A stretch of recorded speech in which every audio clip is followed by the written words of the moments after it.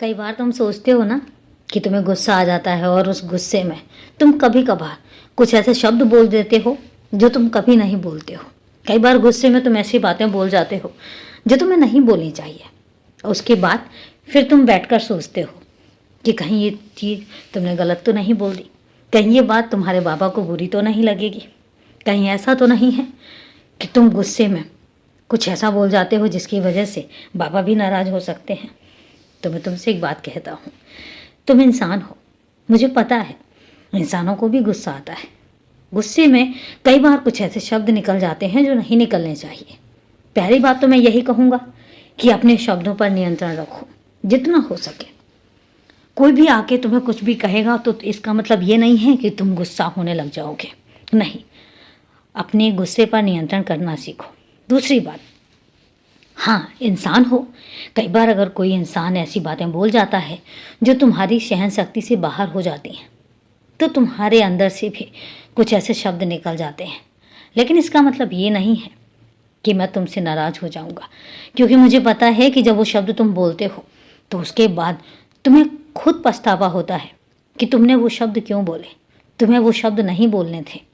तो जब तुम्हें ही एहसास हो रहा है कि वो शब्द तुम्हारे अंदर नहीं है, वो शब्द तुम्हारे नहीं है, ना वो शब्द तुम बोलना चाहते हो, तो फिर मैं तुमसे नाराज़ क्यों होऊंगा। बात तो तब है ना कि जब तुम कोई कुछ बोलो और तुम्हें उसका एहसास ही ना हो और तुम्हें ये लगे कि तुमने तो कुछ गलत किया ही नहीं। लेकिन जब तुम्हें खुद अपनी गलती का एहसास हो जाए तो फिर मैं नाराज़ नहीं होता, क्योंकि मेरा तो मतलब ही और मेरा मकसद ही यही है कि तुम्हें अपनी गलती का एहसास होना चाहिए। तुम्हें ये पता होना चाहिए कि कौन सी जगह पर तुम सही हो और कौन सी जगह पर तुम गलत हो।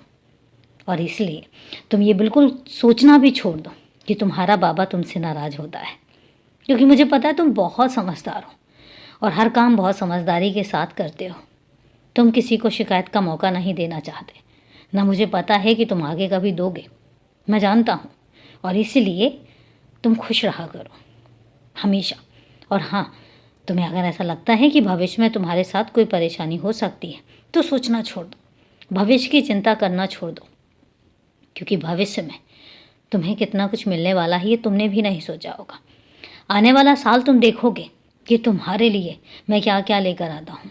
अभी तो शुरुआत है, बस देखते जाओ और खूब मुस्कुराओ, अपने परिवार के साथ खूब खुश रहो, हमेशा खुश रहो।